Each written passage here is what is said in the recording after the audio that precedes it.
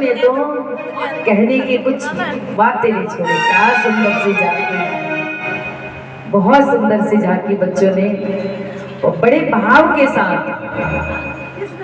और पता है बच्चों को तैयार किसने किया था? इन दो बच्चों ने। दोनों के लिए एक बार ताली बजाना। इन दो बच्चों ने परसों पूरी रात सोए नहीं, मुझे लगता है इन बालकों ने यही काम किया है। जाकी रही भावना जैसी, हरि मूरत तिन देखी तैसी। ये प्रेम है, यही सरकार से प्रेम है। आइए, कल की कथा में भोले बाबा की विवाह उत्सव था। शादी होती है बाबा की मैया के साथ, फेरे पड़ते हैं, कन्यादान। आगे विदा होके मैया कैलाश पर्वत पे आती है। बहुत समय तक बहुत आनंद में माँ और बाबा के जीवन चलता रहा। कुछ समय बाद 6 मुख वाले कार्तिकेय जी के जन्म हुआ। बोलो कार्तिकेय भगवान की। हेलो श्री राधे।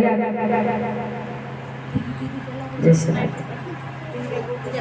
कार्तिकेय जी ने तारकासुर नामक राक्षस का वध किया।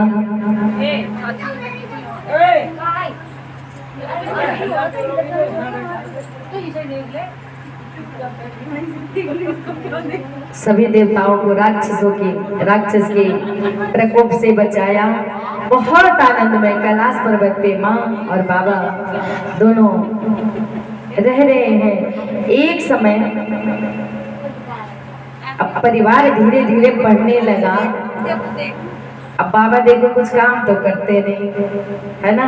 बाबा कुछ खेती बाड़ी के काम तो जानते नहीं। बाबा को क्या है, भोजन के बीच कल जैसे गौरा मैया कह रही थी कि मैं भांग ना घोटूं, क्योंकि बाबा कह रहे कि करेगी क्या, भांग तो घोटनी पड़ेगी। अरे कौन सा कपड़ा पहनता होगी, कपड़ा धोएगी, कौन सा रोटी खाता होगी, रोटी बनाएगी। 24 घंटे में काम एक ही है, भांग घोटनी। आज मैया कह रही कि बाबा आप तो भांग पी के अपनी गुजारा कर लोगे, आपका दिनचर्या तो भांग पी के चल जाएगा, लेकिन जब परिवार है तो परिवार में बच्चों को तो रोटी पानी चाहिए ना। मैया बार बार कहती है बाबा तुम कुछ काम नहीं करते, बताओ तुम जब कुछ करोगे नहीं परिवार चलेगा कैसे। अब बार बार रोज रोज के ताने, रोज रोज के किच बाबा परेशान हो गए। बाबा सोचे एक दिन कि क्यों ना पार्वती सही भी कह रही है कि भाई मुझे कुछ करना चाहिए। जब परिवार बढ़ा और घर का मुखिया कार्य नहीं करेगा तो परिवार के रोटी पानी कैसे चलेगी। आज बाबा को ना ये बात बड़ा दिल पे लग गई। बाबा ने सोचे कि अब मैं कुछ कार्य करके दिखाऊंगा। बाबा सोचते हैं कि मैं कुछ कार्य करके अब पार्वती को दिखाऊंगा कि पार्वती देखो मैं भी कुछ कर सकता हूँ, क्योंकि रोज ताना मारती है कि तुम्हारे बस का कुछ कार्य है नहीं, परिवार इतना बड़ा है, बताओ परिवार वाले क्या भोजन करेंगे, कैसे घर चलेगा। अरे सबके पड़ोस में सबके घर देखो 3-3 4-4 मंजिल के बन गया, हम तो रोए पड़े हैं कैलाश पर्वत पे कुटिया बना के। बाबा कह रहे पार्वती मैं भी कुछ करूंगा। आज बाबा बड़े दुखी होकर घर से निकले, लेकिन अब काम तो वही कर सकता है ना जिसे काम का कुछ पता हो।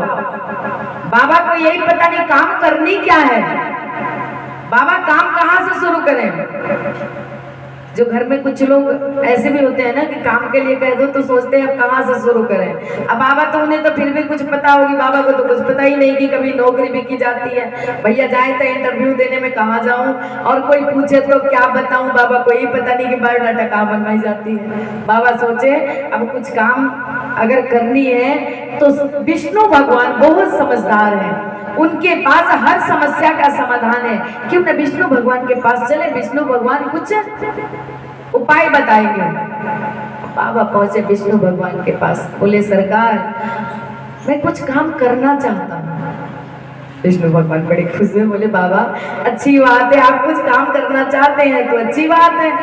बोले लेकिन काम क्या करें।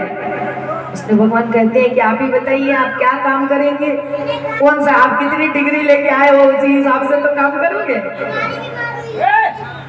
सरकार पूछते हैं कि आप बताइए कि आप क्या कार्य करेंगे।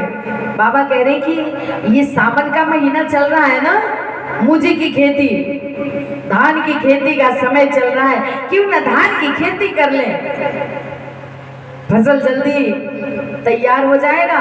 भैया परिवार बड़ा है, घर में बच्चों को रोटी पानी की व्यवस्था हो जाएगी, खेती करते हैं। अब खेती करेंगे, एक एक सीढ़ी पैर रखेंगे, खेती करके कमाएंगे, आगे आगे जोड़ जोड़ के बड़े बिजनेस खड़े कर लेंगे। विष्णु भगवान कहे बहुत अच्छी बात है, चलिए खेती कर लेते हैं। अब खेती हुई धान की, ये सावन के महीने में धान की खेती हुई और खेती फसल बहुत बढ़िया तैयार हुई खेत में।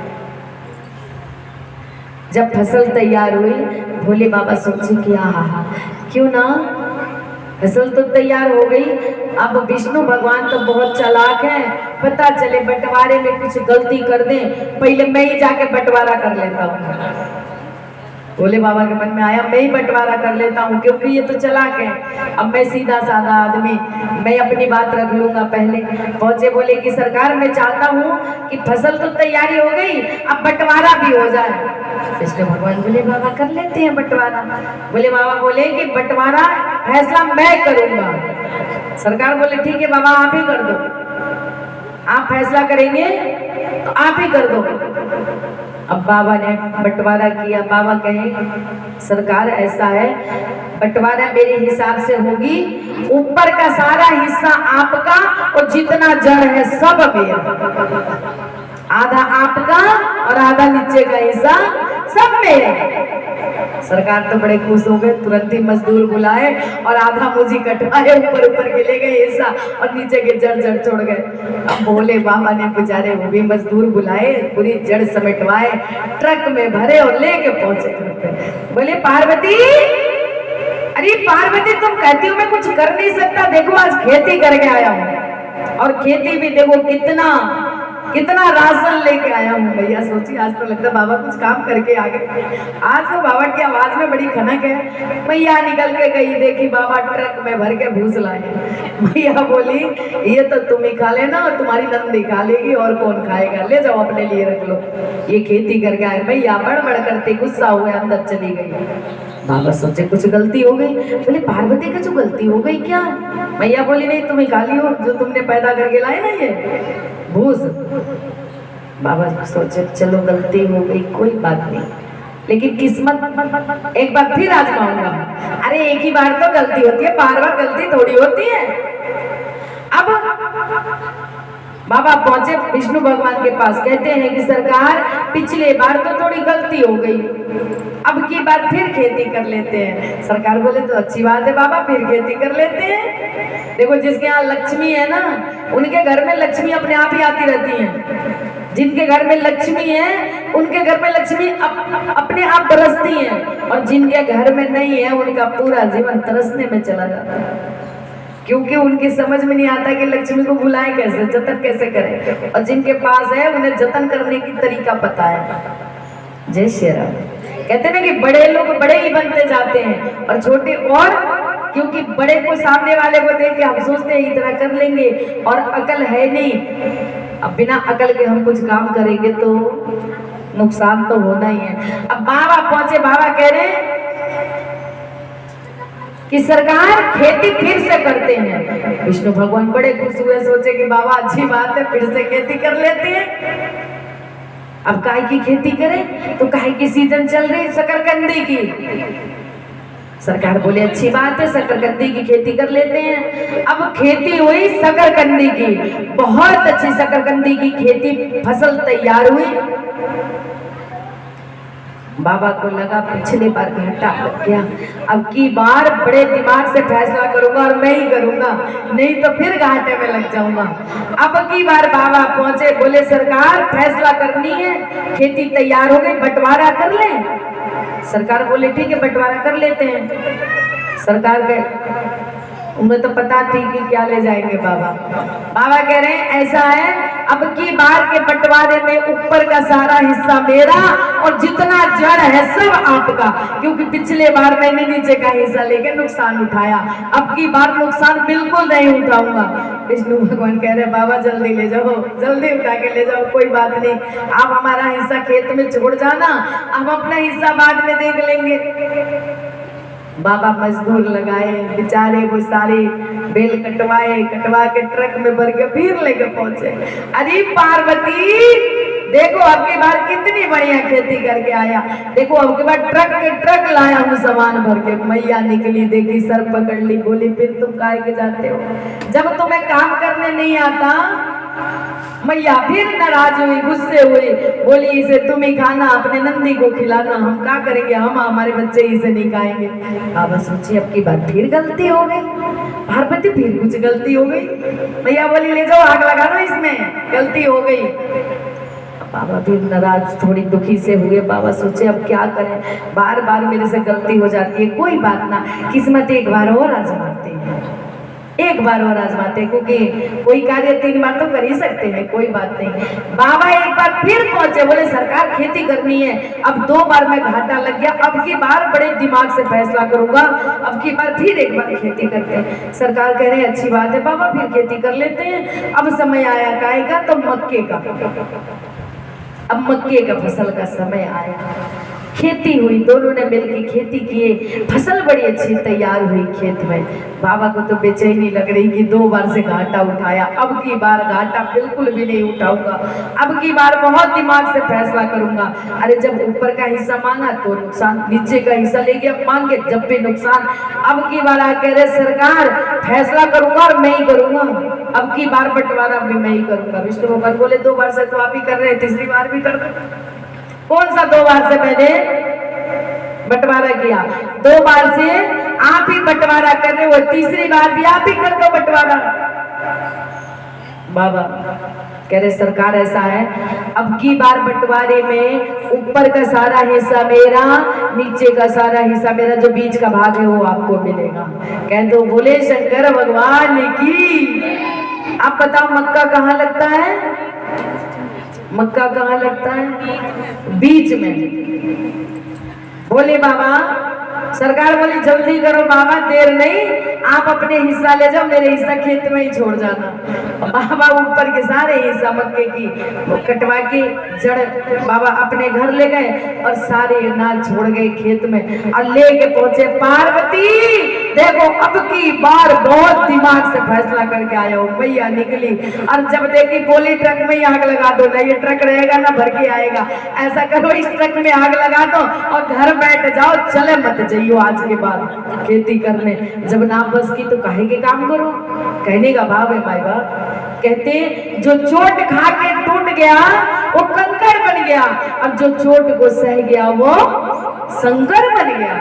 बोलिए उमापति महादेव की। ऐसे है बोले बाबा, इतने बोले हैं, इतने बोले हैं कि एक भक्त ने चोरी करने के लिए इनके सर पे पैर रख के घंटा उतारने लगा, तो बाबा उसको दर्शन दे दिए कि आज तक मेरा इतना परम भक्त कोई नहीं आया जो अपने आप को मेरे ऊपर चढ़ा दे। बाबा इतने प्रसन्न हुए, ये नहीं सोचे कि मेरे सर पे चढ़ के घंटा ले जा रहा चुरा के मंदिर की, रखवाली नहीं करनी। बाबा कह रहे आज तक सब भक्त आते हैं, कोई फूल चढ़ाता, कोई बेलपत्र चढ़ाता है, कोई कुछ चढ़ाता, ये कितना बड़ा भक्त आया जिसने खुद को ही मेरे ऊपर चढ़ा दिया। ये है भोले बाबा। और देखो सबके मंदिर में अभी सर्दी में सब भगवान को शॉल उड़ाया जाता है ना, शॉल, स्वेटर, पता नहीं कितने सारे वस्त्र, रजाई, गद्दे, सब कुछ तैयार किया जाता है। अब भोले बाबा की हालत कोई ये भी नहीं सोचता, बाबा के घर में झगड़ा भी होती होगी, अच्छा होती नहीं होगी बताओ। जो भी आएगा 1 लोटा जल और लाके बाबा को धड़ से पकड़ते। और तो सर्दियों में भी फ्रिज में से दूध, भैया फ्रिज में से दूध निकाल के लाते हैं और भोले बाबा को नहला देते हैं, है ना। अब बाबा कभी नहीं कहते मुझे मत नहला, मुझे ठंड लग रही। कोई ये नहीं सोचता मैया बराबर में अच्छे खासे कपड़े पहन के बैठी है और मैया साथ में भींग रही है तो इनके घर में लड़ाई हो गई। अब बताओ ऐसा घर में किसी के और तो लड़ाई होगी नहीं होगी, सही बता दो। अगर कोई भैया भी बरसात में भी रोज भींग के चले आए ना 1 हफ्ते, देखो घर में क्या बढ़िया महाभारत शुरू हो जाएगी कि रोज ही भींग के चले आओ, थोड़ी बच के चले आते, थोड़ी रुक के चले आते, थोड़ी पहले चले आते, इतनी अकल मिलेगी उन्हें। अब बाबा के लिए कोई नहीं सोचता कि इनके घर में भी झगड़ा होती होगी, फ्रिज में से ले आएंगे और नहला देंगे सर्दी में, सबको कपड़े पहना देंगे भोले बाबा को। भोले बाबा को लाके एक लोटा जल और एक बूंद, बोलो बोलो आप भी बोलो, दूध है ना। एक लोटा जल, एक लोटा जल में एक बूंद दूध। बाजी बाजी ऐसे भी करते हैं। अब बताओ वो दूध वो जल आपको दिया जाए, आप क्या पियोगे? वो किसी को दिया जाए, घर में सास को देखो, देखियो मुंह पे फेंक के मारेंगी। और जब देखिए पूरे दिन घर उस झगड़ा पूरे दिन सुलझने वाला है नहीं, है ना। और भोले बाबा को ले आते हैं, हम बाबा बेचारे कहते हैं उस, क्योंकि बाबा सोचते हैं चल तू दूध में पानी ला या पानी में दूध ला, कम से कम मंदिर के दरवाजे तक तो आ ही गया। बोलिए भोले शंकर भगवान की। ऐसे है भोले बाबा।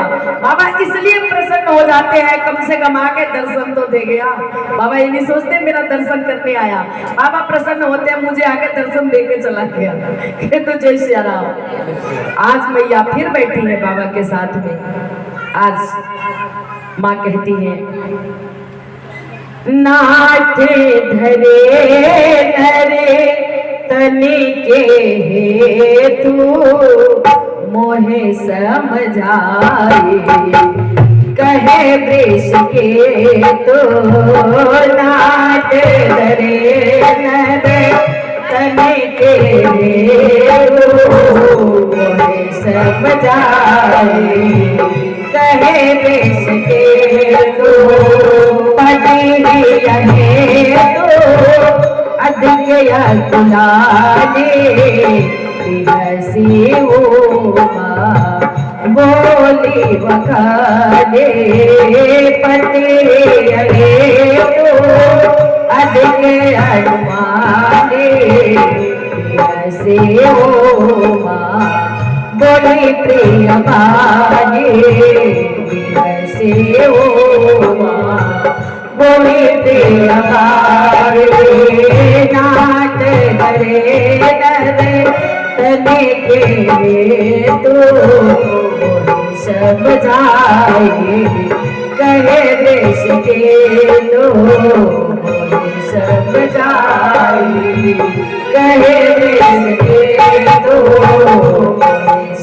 समझाए, कहे देश के तो समझाए, कहे देश के तो।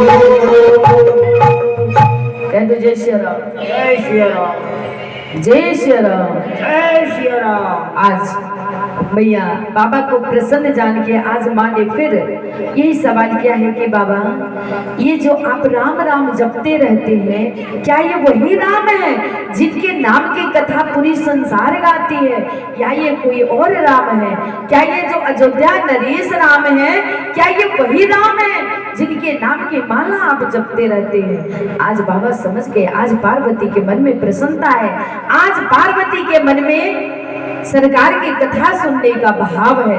आज बाबा कथा सुनाते हैं भैया को। गिर के ऊपर गिरवर के संग बैठे भोलेनाथ, अमर कथा श्री रामचंद्र की सुना रहे त्रिपुरारे, उमा के पड़ गया तोता, पुकारा दे गयो तोता, उमा के पड़ गया तोता, पुकारा दे गया तोता, गिर के ऊपर गिरधा के संग बैठे भोलेनाथ, अमर कथा श्री रामचंद्र की सुनाए त्रिपुरा, उमा के पड़ गए तोता, पुकारा दे गए तोता, उमा के पड़ गए तोता, पुकारा दे गए तोता।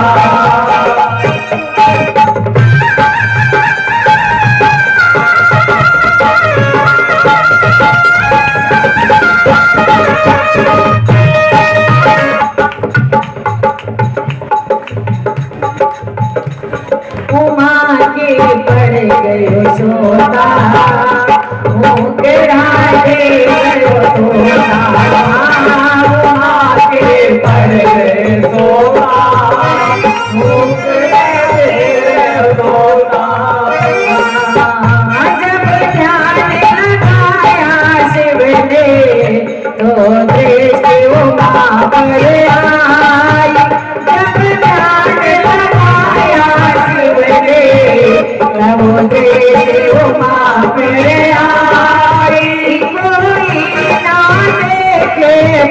में कौन भरे हो मेरा भाई, कोई नागी के वन में कौन भरे हो मेरा भाई।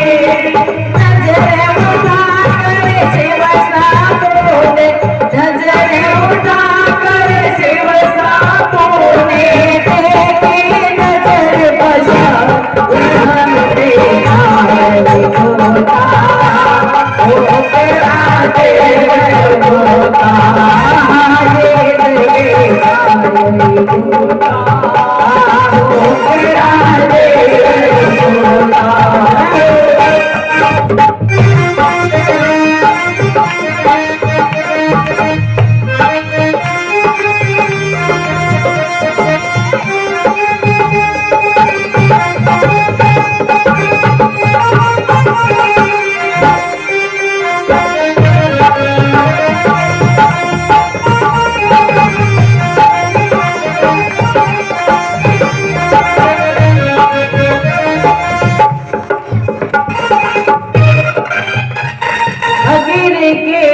ऊपर गिर जाके सब बैठे भोलेनाथ, अमर कथा श्री रामचंद्र की सुना रहे त्रिपुरारे, वो बातें कर गए सोता, वो करा दे गए सोता, बातें कर गए सोता, वो करा दे गए सोता, बातें कर गए सोता, वो करा दे गए सोता, वो बातें कर गए सोता, वो करा दे गए सोता। कहते जय श्री राम, जय श्री राम, जय श्री राम। उमा के पड़ गयो सोता, घोंकरा ले रयो तोता। आज मैया बैठी है सरकार के सामने, कहती है बाबा आज मेरे मन में ये भाव है कि नाथ धरे नर्तन के हेतु, मुहे समझाए कहे वृष केतु। आज मैया पूछती है कि बाबा भगवान ने ये नर का रूप क्यों लिया है, नर का तन क्यों धारण किया है।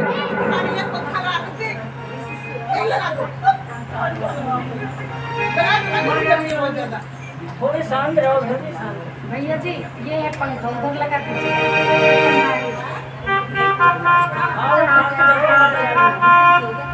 कहते जय श्री राम, जय श्री राम। आज बाबा कहते हैं कि पार्वती कहा जलंधर रावण भयो, जवन हेतु राम परम पद गयो।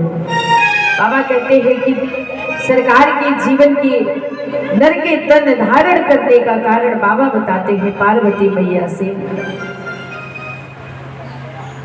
कि उमा एक समय शनकादि ऋषि विष्णु लोक में पहुंचे।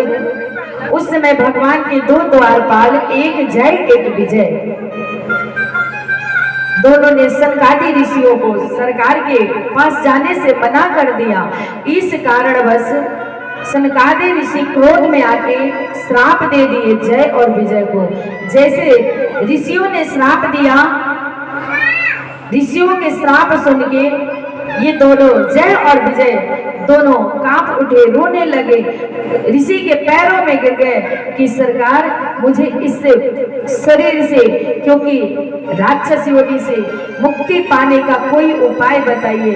उस समय शनकादि ऋषियों ने कहा था कि एक समय जब आप जालंधर का रूप धारण करोगे तो उस समय आप लोग को तारने के लिए भगवान साक्षात परब्रह्म परमेश्वर परब्रह्म सरकार अवतार लेंगे और प्रभु आप लोग को उस शरीर से मुक्ति दिलाएंगे। बोलिए श्यावर रामचंद्र भगवान की जय।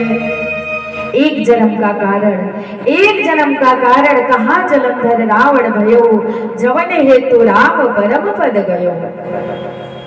बाबा कहते हैं उमा एक समय तुलसा जी जिनके पति जालंधर, वो भी क्योंकि ऋषियों का श्राप 3 जन्म का था, 1 जन्म का नहीं 3 जन्म का था। इसलिए कहा जलंधर रावण भयो जवन हेतु राम परम पद गए हो, कि 1 जन्म का कारण कि जालंधर के क्रोध से पूरे देवता, क्योंकि क्रोध से प्रकट हुआ था जालंधर, भोले बाबा के क्रोध से, और क्रोध में भोले बाबा के क्रोध से पैदा होने के चलते वो इतना बलशाली था कि उस पे कोई देवता कोई भी उससे जीत नहीं सकता था। एक समय की बात, उसे क्रोध आया और क्रोध में इंद्र के तरफ जालंधर दौड़ पड़ा कि मैं तुझे मार दूंगा, क्योंकि भोले बाबा को क्रोध इंद्र पे आया था जिस समय जालंधर प्रकट हुआ था।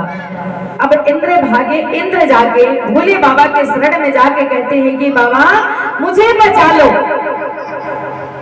इंद्रदेव कहते हैं कि सरकार मुझे बचा लो, लेकिन जैसे जालंधर पहुंचा, इतना क्रोध था कि भोले बाबा को पता था कि ये मेरे क्रोध से प्रकट हुआ है, इसको मारना इतना आसान नहीं है, क्योंकि इसकी मृत्यु भोले बाबा के हाथ में नहीं है। बाबा को पता थी मेरा अंश है, इतना बलशाली है कि इससे मैं भी जीत नहीं पाऊंगा। तो भोले बाबा ने क्या किया कि आगे आगे भोले बाबा भागते हैं, पीछे पीछे इंद्र भागते हैं, और उनके पीछे पीछे जालंधर क्रोध में, क्योंकि भोले बाबा से कहता है कि इसको मेरे हवाले कर दो, नहीं तो इसे मार दूंगा, और नहीं हवाले करोगे तो तुम्हें मार दूंगा। बाबा को पता थी लड़ाई करके कुछ फायदा नहीं, बाबा भाग चले। बाबा भागे और पहुंचे ब्रह्मलोक में ब्रह्मा जी के पास।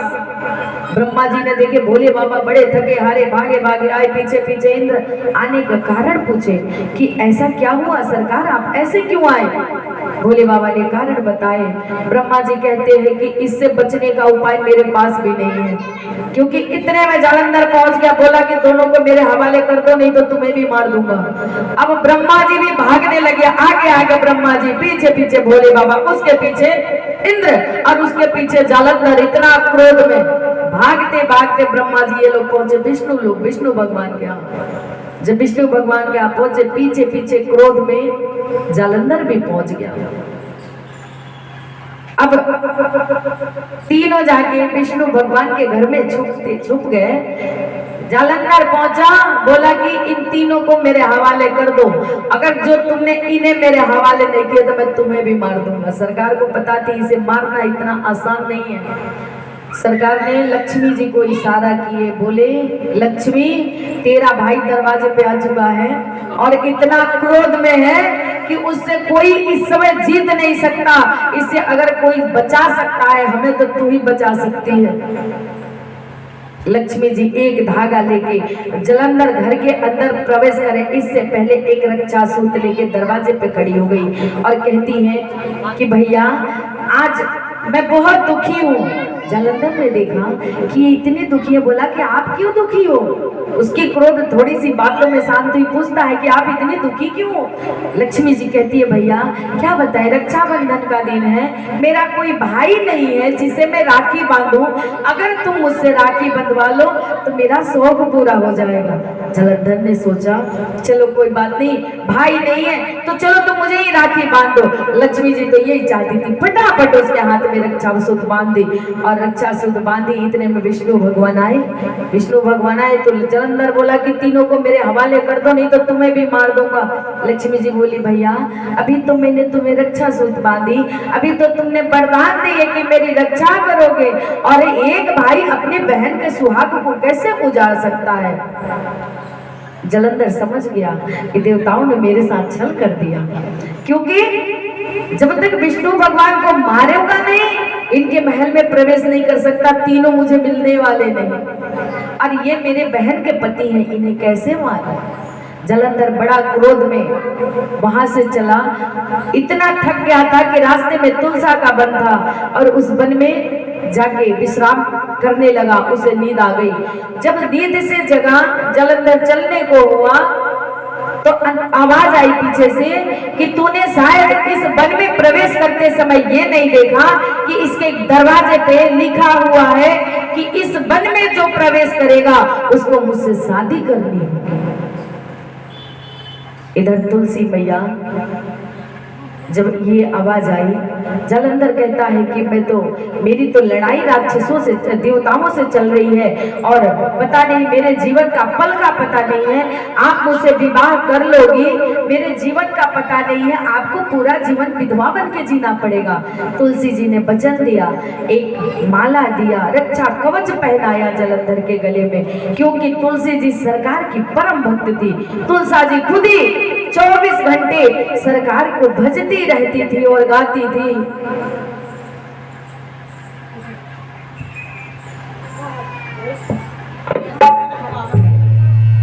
अरे मर मर के जी रहे हैं सरकार के बिना, मर मर के जी रहे हैं सरकार के बिना, मर मर के जी रहे हैं सरकार के बिना, मर मर के जी रहे हैं सरकार के बिना।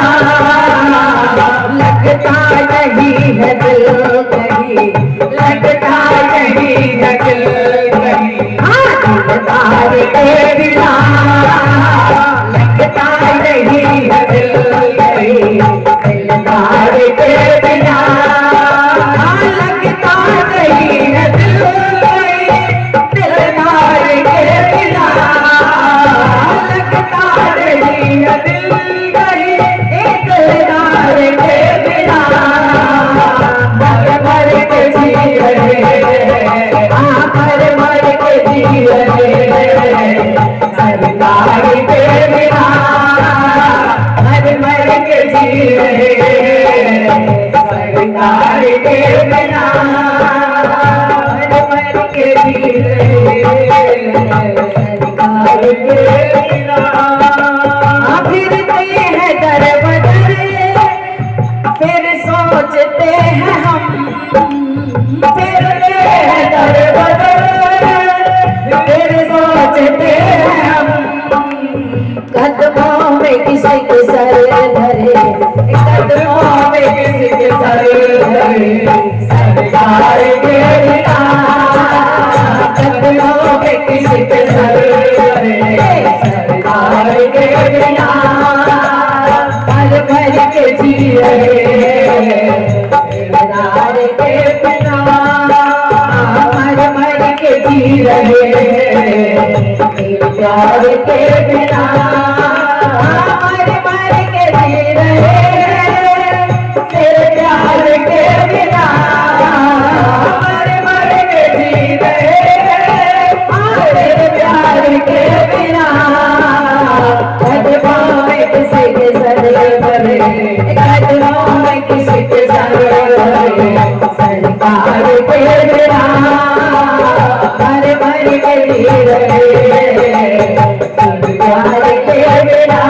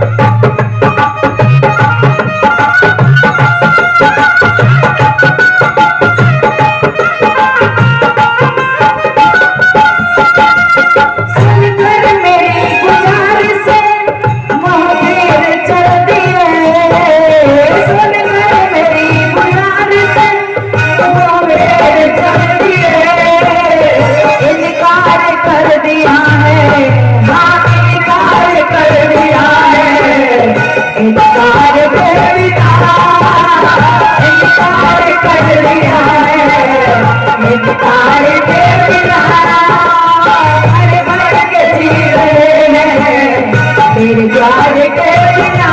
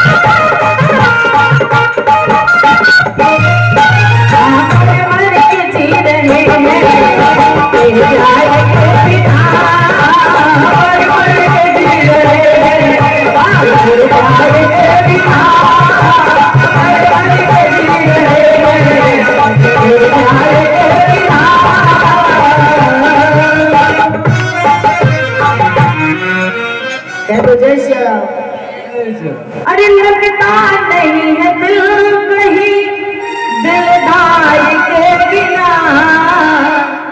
कहा तिलसा जी तपस्या में है, देवताओं से जलंधर की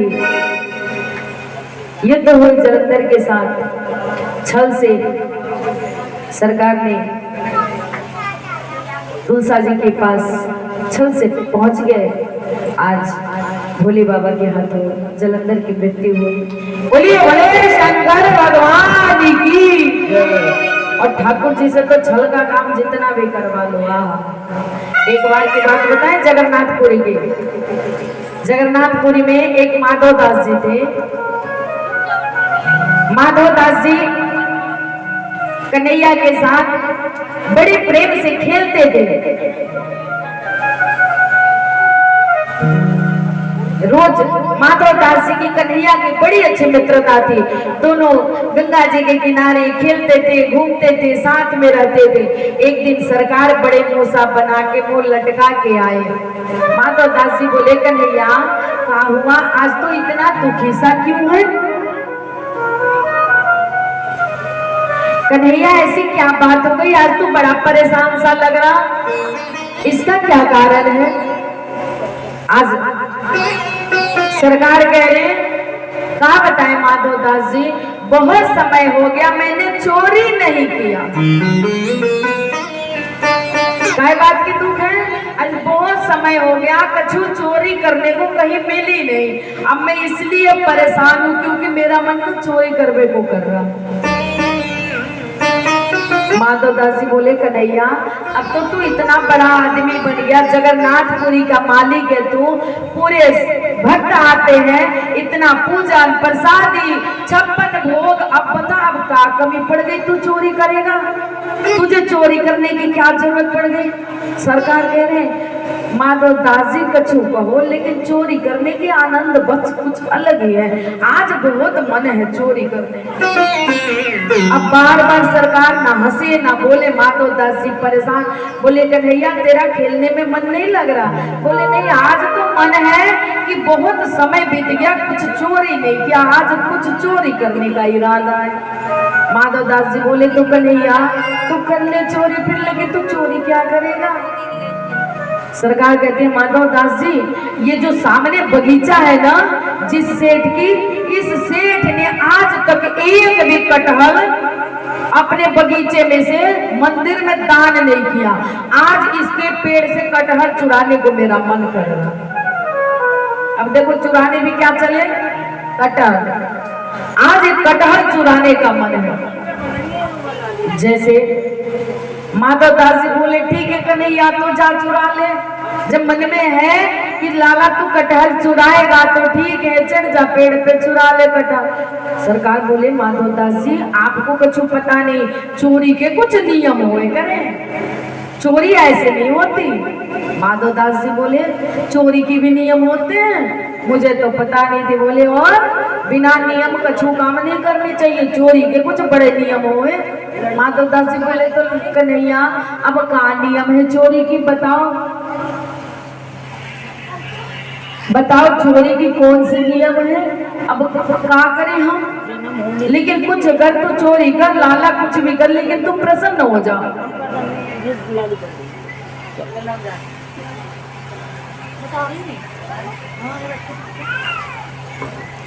लाला चोरी कर कुछ भी कर लेकिन तू प्रसन्न हो जाओ। सरकार बोले माधव दास जी चोरी तो जब करूंगा जब आप मेरा साथ दोगे। माधव दास जी तो डर गए, बोले कन्हैया देख मैं तो बुजुर्ग आदमी, मुझे चोरी चकारी का काम आता नहीं, ये सब काम में चोरी वोरी नहीं करूंगा। तुझे चोरी करने को है तू जाके चोरी कर ले, मैं चोरी वोरी नहीं करूंगा, ना मैं तेरा साथ दूंगा। कन्हैया दुखी हो गए, बोले एक ले देके तो तुम ही मेरे साथी हो और वो भी तुम साथ नहीं दोगे तो मैं चोरी करूंगा कैसे।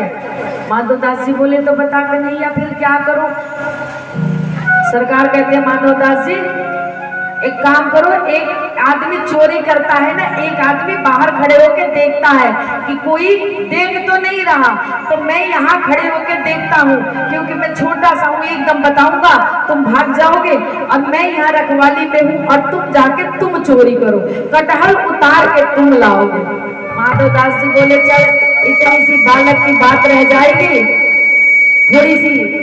थोड़ी सी समय की बात है, बालक प्रसन्न हो जाएगा। बोले चल कन्हैया ठीक है मैं ही जाता हूँ, मैं ही चोरी कर लेता, मैं कटहल उतार देता। अब जैसे माधव दास जी बगीचे में पहुंचे, उन्हें तो पता ही नहीं थी कि चोरी कैसे की जाती। वो जाके कह रहे कन्हैया कन्हैया लाला ये बता कौन से पेड़ से चोरी करनी है। बगीचे में खड़े होके करे लाला यूं बता कौन से पेड़ से कौन सी वाली कटहल चोरी करनी है। इतने में रखवालों ने पहरेदारों ने सुन लिए, बोलिए अच्छा हम बता रहे कौन से पेड़ से कटहल चुरावे को है। पहरेदार दौड़े, कन्हैया माधव दास जी का हाथ पकड़ के भागे, बोले बाबा मैं बोला ना चोरी के कुछ नियमों में, बाबा तुम जोर जोर से बोल रहे हो, पहरेदार आ गए तुम्हें पिट पाड़ देंगे, बताइयो हम भी पकड़े जाएंगे तुम भी पकड़े जाओगे, कटहल भी ना चुराएंगे। बाबा बोले कन्हैया फिर क्या करें। बोले तुम जाओ और चुपके से पेड़ पे चढ़ जाओ, मैं यहाँ से देख रहा हूँ कोई आएगा तो मैं आवाज दे दूंगा, मैं इशारा करूंगा तुम आ जाना। माधव दास जी बोले चल कन्हैया ठीक है, क्यों चोरी तो करनी पड़ेगी, क्योंकि जब तक चोरी नहीं होगी कन्हैया खुश होने वाले नहीं। अब माधव दास जी पेड़ पे चढ़ गए, कन्हैया नीचे खड़े, माधव दास जी पेड़ पे चढ़ गए और पेड़ पे चढ़ के पूछ रहे हैं कन्हैया कौन सी वाली कटहल तोड़नी है, ये वाली तोड़नी है कि ये वाली तोड़नी है। अब बता पेड़ पे चढ़ के कोई आवाज देगा तो आवाज कितनी दूर जाएगी। पहरेदार पहुंचे, अच्छा तू पेड़ पे चढ़ गया, पहरेदार जैसे पहुंचे कन्हैया भाग गए। माधव दास जी पकड़े गए, कन्हैया गायब, कन्हैया का पता नहीं। माधव दास जी को पेड़ से उतारे, दो चार हाथ लगाए, बांध बुन के डाल दिए सुबह राजा के पास। अंधेरे में चोरी करने गए थे, सुबह राजा के पास इनकी पेशी लगाई जाएगी। माधव दास जी बैठे, राजा के पास खबर पहुंची कि रात बगीचे में चोर बढ़ गए थे और चोरों ने कटहल चुराए हैं। राजा आए देखने के लिए तो देखे कि माधव दास जी चोरों ने हाथ पैर बांध के, पिट पाट के हाथ पैर बांध के बिठा रखे। जैसे राजा ने देखे माधव दास जी, क्योंकि माधव दास जी राजा के गुरुदेव थे, राजा हाथ जोड़ लिए, पहले तो छुटाए वहां से, माधव दास जी को लेके आए, नहलाए, माफी मांगे, भोजन कराए। फिर बोले गुरुदेव ऐसी क्या बात आ गई, आपको कटहल की जरूरत थी, आप बताते हम आपके यहाँ कटहल तुड़वा के पहुंचवा देते, लेकिन आपने चोरी क्यों की? माधव दास जी कह रहे हैं अरे राजा हम क्या बताएं, हमारा कोई इरादा नहीं था चोरी करने का, वो कन्हैया है ना, कन्हैया जिद कर बैठा कि हमें चोरी करनी है, उसी के लिए मैं चोरी करने गया था।